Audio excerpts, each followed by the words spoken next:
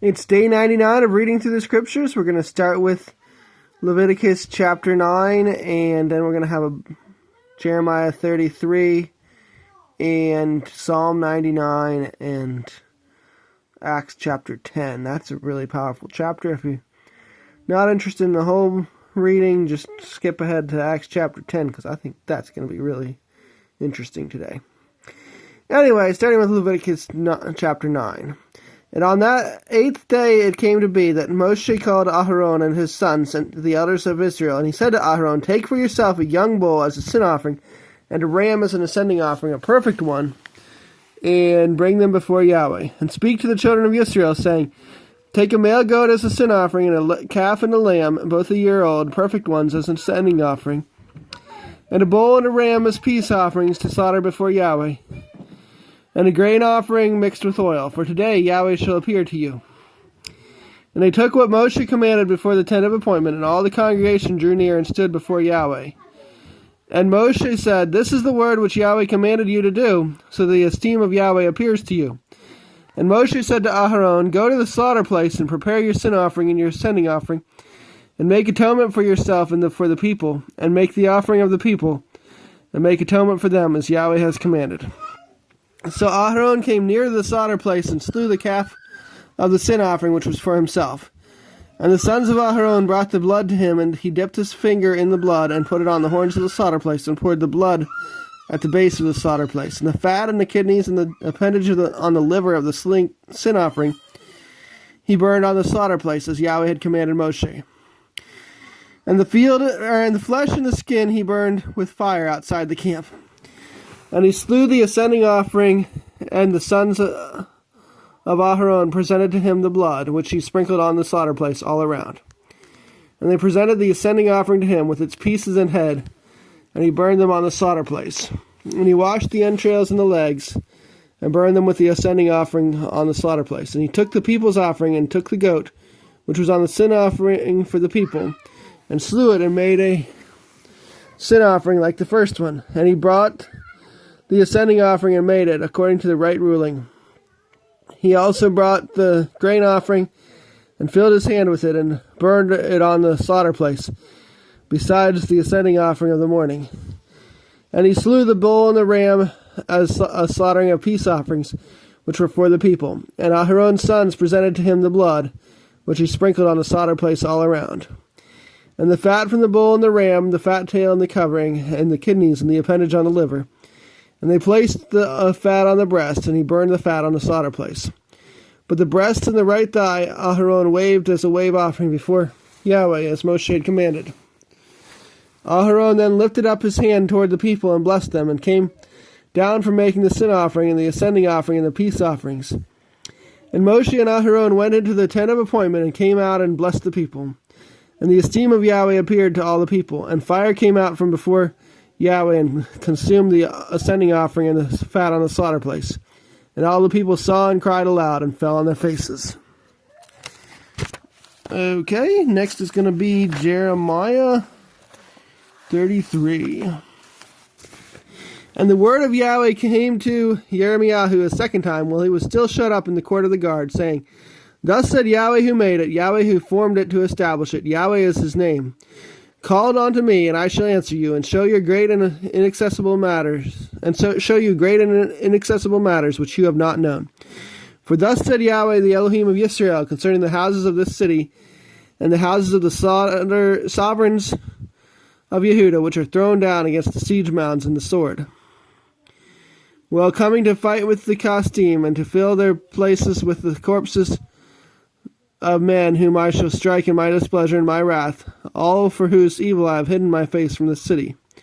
See, I am bringing to it relief and healing, and I shall heal them and reveal to them the riches of peace and truth. And I shall turn back the captivity of Yehudah and the captivity of Israel, and shall build them as at the first, and shall cleanse them from all their crookedness that they have sinned against me. And I shall pardon all their crookednesses that they have sinned, and by which they have transgressed against me. And it shall be to me a name of joy, a praise and a pride before all nations of the earth, who hear all the good I am doing to them. And they shall fear and tremble for all the goodness and all the peace I am doing to it. Thus said Yahweh, in this place of which you say, it is dried up without man and without beast, in the cities of Yehuda and the cities of Jerusalem that are deserted, without man and without inhabitant and without beast, there shall once again be heard the voice of joy and the voice of gladness, the voice of the bridegroom and the voice of the bride, the voice of those who are saying, Praise Yahweh of hosts, for Yahweh is good, for his loving commitment is forever. Of those who are bringing the offering of praise into the house of Yahweh. For I shall turn back the captivity of the land, as at the first, declares Yahweh. Thus said Yahweh of hosts, in this place which is dried up without man and without beast, and in all its cities there shall once again be a home of shepherds causing their flocks to lie down. In the cities of the mountains, in the cities of the low country, and in the cities of the south, and in the land of Benjamin, and in the places around Jerusalem, and in the cities of Yehuda, the flocks once again pass under the hands of him who counts them, declares Yahweh. See, the days are coming, declares Yahweh, when I shall establish the good word which I have promised to the house of Israel and to the house of Yehuda. In those days and at that time I cause a branch of righteousness to spring forth from David, or for David, and he shall do right ruling and righteousness in the earth. In those days Yehuda shall be saved, and Jerusalem dwell in safety. And this is that which shall be proclaimed to her, Yahweh our righteousness. For thus said Yahweh, For David there is not to cease a man to sit on the throne of the house of Israel. And for the priests, the Levites, there is not to cease a man to offer ascending offerings before me, to kindle grain offerings and to slaughter continually. And the word of Yahweh which came to Jeremiah, saying, Thus said Yahweh, if you could break my covenant with the day and my covenant with the night, so that there be not day and night in their season, then my covenant could also be broken with David my servant, so that he shall not have a son to reign upon my throne, upon his throne, and with the Levites, the priests, my attendants. As the host of the heavens is not counted, nor the sand of the sea measured, so I increase the descendants of David my servant, and the Levites who attend upon me. And the word of Yahweh came to Jeremiah, saying, Have you not observed that what these two people have spoken, saying, These two clans which Yahweh has chosen have been rejected by him? So they have despised my people, no more to be a nation before them. Thus said Yahweh, If my covenant is not with day and night, and if I have not appointed the laws of the heavens and earth, then I would also reject the descendants of Yaakov and David my servant, so that I should not take of his descendants to be rulers over the descendants of Abraham, Yitzchak, and Yaakov. For I should turn back their captivity and have compassion on them. Psalm 99. Yahweh shall reign, peoples tremble. He is enthroned in the cherubim. The earth shakes. Yahweh is great in Zion, and he is high above all the peoples. They praise your name, great and awesome, it is set apart. And the strength of the sovereign shall love right ruling. You yourself shall establish straightness. You shall execute right ruling and righteousness in Yaakov. Exalt Yahweh our Elohim, and bow yourselves at his footstool. He is set apart.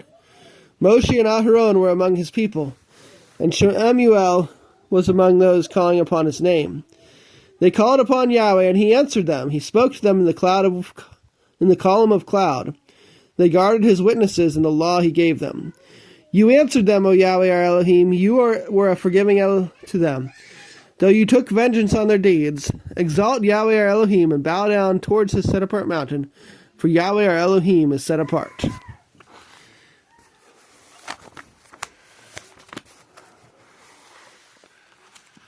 And Acts chapter 10. Now there was a certain man in Caesarea called Cornelius, a captain of what was called the Italian regiment, dedicated and fearing Elohim with all his household, doing many kind deeds to the people, and praying to Elohim always. He clearly saw in a vision about the 9th hour of the day a messenger of Elohim coming to him, and saying to him, Cornelius! And looking intently at him, and becoming afraid, he said, What is it, master? And he said to him, Your prayers and your kind deeds have come up for a remembrance before Elohim. And now send men to Yaffo, and send for Shimon, who is also called Kepha. He is staying with Shimon, a leather tanner, whose house is by the sea.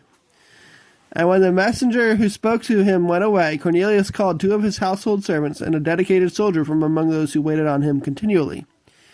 And having explained to them all, he sent them to Yaffo. And on the next day, as they were on their way and approaching the city, Kepha, that's Peter, went up into the housetop on the housetop to pray about the 6th hour, and he became hungry and wished to eat. But while they were preparing, he fell into a trance. And he saw the heaven opened and a certain vessel like a great sheet, bound at the 4 corners, descending to him and let down to the earth, in which were all kinds of 4-footed beasts of the earth, and wild beasts and creeping creatures and the birds of the heaven. And a voice came to him, "Rise up, Kepha, slay and eat." But Kepha said, "Not at all, master, because I have never eaten whatever is common or unclean." And a voice came to him again the 2nd time, "What Elohim has cleansed you do not consider common."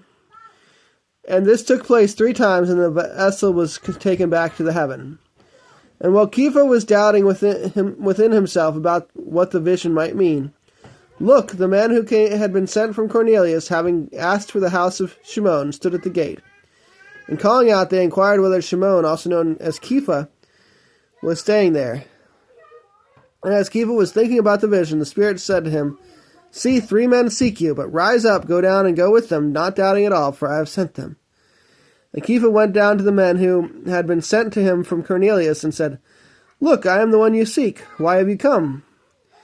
And they said, "Cornelius the captain, a righteous man and one who fears Elohim and well spoken of by the entire nation of the Yehudim, was instructed by a set-apart messenger to send for you to his house and hear words from you." So inviting them in, he housed them, and on the next day Kepha went away with them, and some brothers from Yaffo went with him. And the following day they entered into Caesarea. And Cornelius was waiting for them, having called together his relatives and close friends. And it came to be, when Kepha entered, Cornelius met him and fell down at his feet and bowed before him. But Kepha raised him up, saying, "Stand up, I myself am also a man." And talking with him, he went in and found many who had come together. And he said to them, "You know that a Yehudi man is not allowed to associate with or go to one of another race. But Elohim has showed me that I should not call any man common or unclean. That is why I came without hesitation when I was sent for. So I ask, why have you sent for me?" And Cornelius said, 4 days ago I was fasting until this hour, and at the 9th hour I prayed in my house, and see, a man stood before me in shining garments, and said, "Cornelius, your prayer has been heard, and your kind deeds were remembered before Elohim. Now send to Yaffo and call Shimon here, who is also called Kepha. He is staying in the house of Shimon, a leather tanner, by the sea. When he comes, he shall speak to you." So I sent to you immediately, and you have done well to come. And now we are all present before Elohim to hear all that you have been commanded by Elohim. And opening his mouth, Kepha said, "Truly I see that Elohim shows no partiality, but in every nation he who fears him and works righteousness is accepted by him. He sent the word to the children of Israel, bringing the good news, peace through Yeshua Messiah. He is master of all. You know what word came to be throughout all Yehuda, beginning from Galilee, after the immersion which Yochanan proclaimed. How Elohim did anoint Yeshua of Nazareth with the set-apart spirit and with power, who went about doing good and healing all who were oppressed by the devil, for Elohim was with him. And we are witnesses of all that he did, both in the country of the Yehudim and in Jerusalem, whom they even killed by hanging on a timber. Elohim raised up this one on the 3rd day and let him be seen, not to all the people, but to witnesses, those having been chosen before by Elohim, to us who ate and drank with him after he arose from the dead. And he commanded us to proclaim to the people and to witness that it is he who was appointed by Elohim to be judge of the living and the dead. To this one all the prophets bear witness that through his name everyone believing in him does receive forgiveness of sins." While Kepha was still speaking these words, the set-apart spirit fell upon all those hearing the word. And those of the circumcision who believed were astonished, as many as came with Kepha, because the gift of the set-apart spirit had been poured out on the nations also. For they were hearing them speaking with tongues and extolling Elohim. Then Kepha answered, "Is anyone able to forbid water that these should not be immersed, who have received the set-apart spirit, even as also we?" And he commanded them to be immersed in the name of Yeshua Messiah. And they asked him to remain a few days. So this is a great story, but a lot of people use this to interpret it as allowing people to eat unclean animals. And Peter Keefa very clearly states that the interpretation of the dream is that he needs to treat all men, or he should not. Verse 28. You know that a Yehudi man is not allowed. And the footnote is this was a man-made law. See Matthew 15:3-9, Mark 7-8, Colossians 2:14, 20, and 22. So there was a tradition, a Jewish tradition, that Jewish men were not allowed to associate with or go to one of another race. But Elohim has shown me that I should not call any man common or unclean. So that is what was shown to him. And if you look at Peter's life, in all the Gospels, there's never a mention of him or any of the believers eating an unclean animal. They continue to talk about not eating food sacrificed to idols, which I think most pork is in that category anyway, and most, certainly at that time when they were doing more of that. So I don't think that this was allowing him to, or anybody to eat pork or unclean animals. Tell me in the comments what you think.